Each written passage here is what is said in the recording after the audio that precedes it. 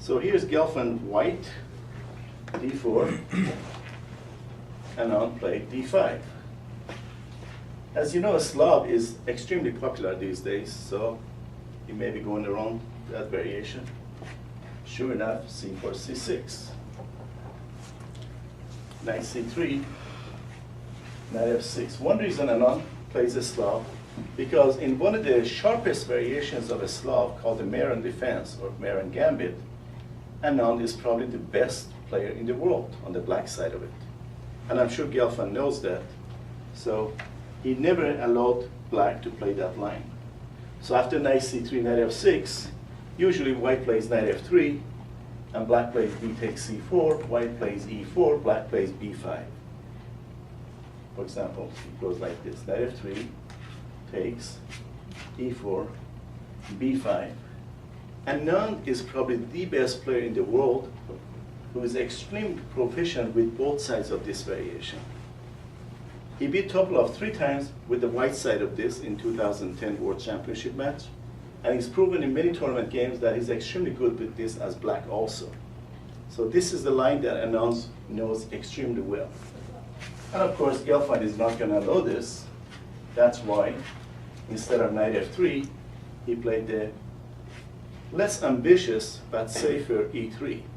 Now if black ever takes on c4, he just captures back with bishop take, and we don't have a Marin gambit. So on e3, black played e6, normal continuation anyway. Knight f3, a6. This was the surprise of the match, of the game 2 so far.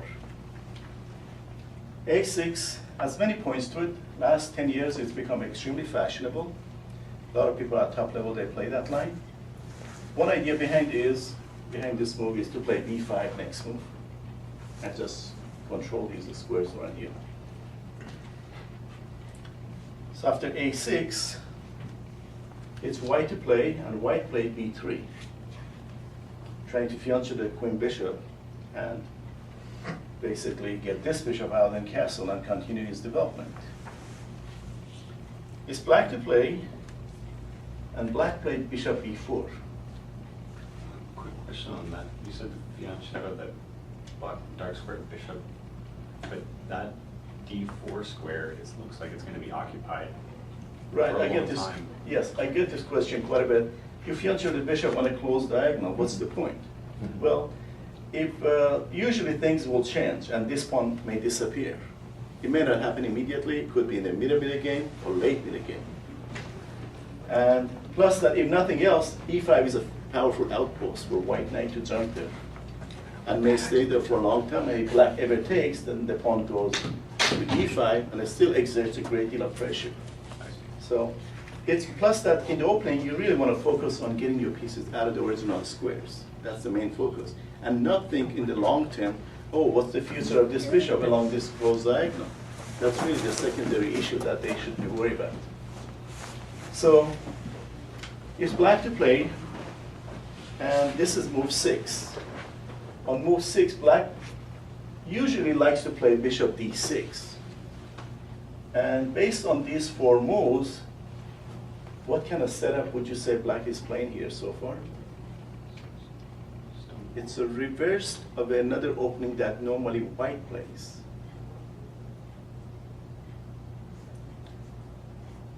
Reversed Kali. And what kind of Kali? C6 Kali. And opposite of it, when white plays it, it's called C3 Kali. This is the line that Edgar Kali popularized quite a bit as white and became very successful. Of course, chess theoreticians on the white side, they improved on C3 Kali for white, and they came up with what's called B3 Kali, or the Zukertort Kali. That's a modern variation that chess theoreticians have contributed. So white and black go here, bishop d6. As a matter of fact, on move 6, he played bishop e4 now. On move 9, moved the bishop back to d6. There's a good point to immediate bishop b4 now. The point of this move is to disrupt white's formation.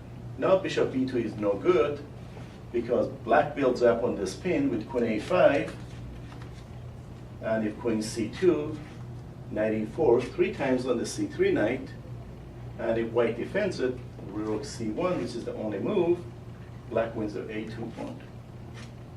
And white has no compensation for it. And of course, if rook back to a1, what does black do? Takes a knight. Bishop takes c3 check. And white just doesn't have a good response. That is the point of black's bishop b4 variation, to force white to move the bishop to d2 rather than b2 square. So it's a temporary disruption of white's development. That's the main point of bishop b4. So on bishop b4, white has to play bishop d2. And black played knight bd7. Of course, these are theoretical lines. I mean, both sides, are very familiar with this. White played bishop d3, black castle, white castle. That means no more pin. So bishop did its job just fine.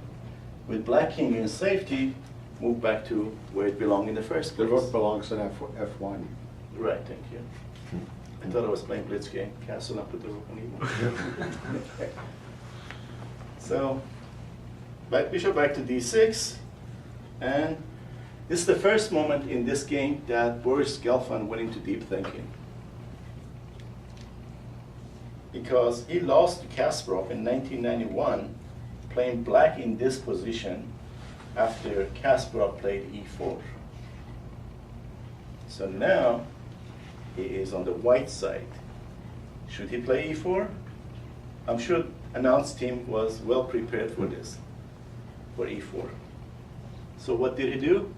And by the way, exact same moves of this game, game 2, happened today in game 4. But at this point, Gelfand varied with another move. In game 2, he played rook c1 in this game. In today's game that we're going to cover in the second hour, white played queen c2, which was the more standard, more common and popular move. So I played rook c1, and for those of you who play Kali, you know that when white plays the c3 Kali, his pawn formation usually is f2, e3, d4, c3, b2. So the problem is his dark square bishop on c1. So at some point he plays e4. So now that black is playing reverse Kali, the same theme is happening here. So black played e5. Black just has to make this move at some point in order to give a scope to his light square bishop and activate his minors with a serious threat, right? So it's very tempting for most people to capture at e5 now. But this plays into black's hand because black's pieces beautifully come to the game very actively. So on e5, white played c takes d5. And after c takes d5, same threat is still in there. White played his own e-pawn push. This is the kind of position that both sides must push their e-pawns, otherwise they give an advantageous position to the opponent. Why didn't he just play e4? Pawn takes. What move is? Oh, I see. It's covered twice by the knight. Right, black is guarded twice. And after pawn takes, knight takes, bishop takes, his black pieces are more actively placed. I meant, why didn't black just let the pawn go and black play e4, forcing the bishop? But when white played pawn takes d5, e4 would be no good anymore because e4 pawn is only guarded once. Right.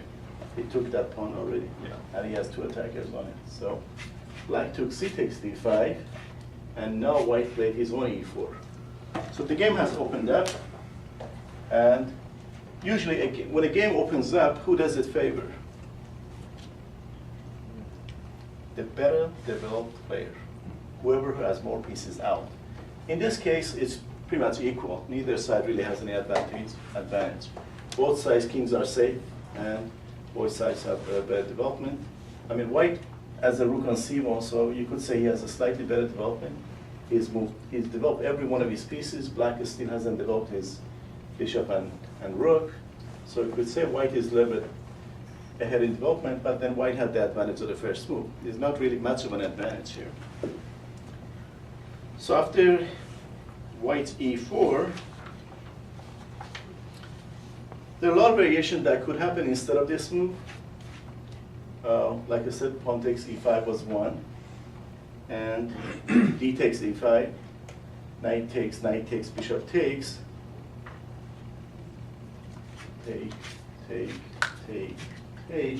Even though black ends up with an IQP, isolated queen pawn, it's not so easy for white to take advantage of it. For example, white could move knight here, try to trade dark square bishops, and try to take advantage of this isolated queen pawn. And the game continued.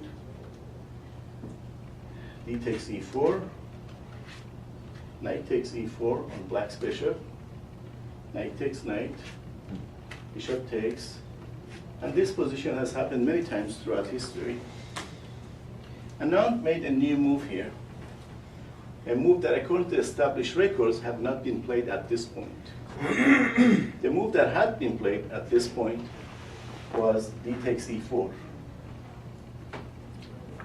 followed with knight f6 next move.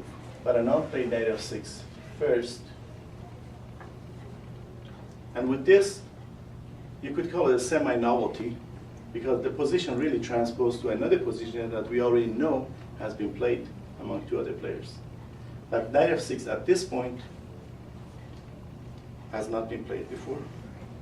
So knight f6, white played d takes e5.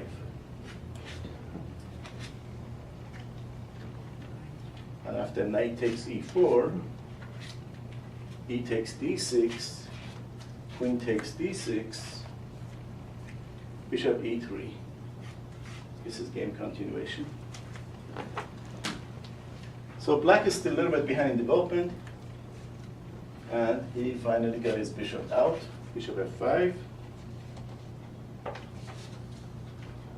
What about g4, bishop g4?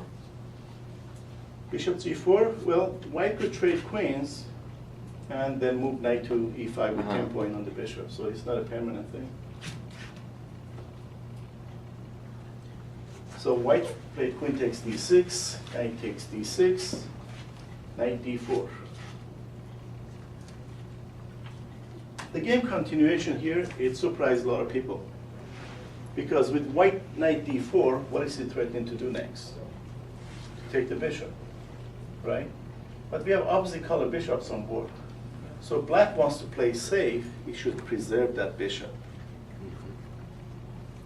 But then, if he preserves the bishop, that means he's getting behind in development also.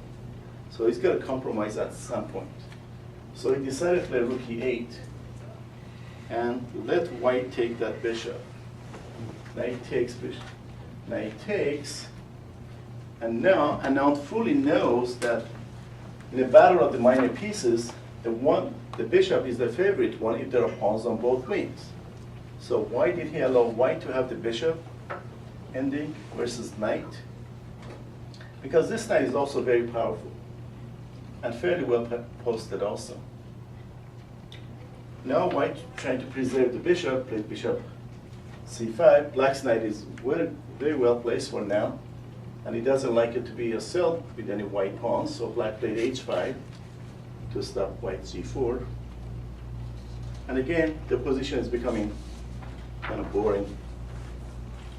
White played rook fd1, black played rook ac8, and finally black managed to touch every one of his pieces. And king f1 now, in order to keep black rook coming to e2. And now both sides are playing it safe again. f6, bishop b4, king h7. According to Gelfand himself, his comment was, king h7 was a clever way to get the black king into the game. Here and g6. So white played rook c5.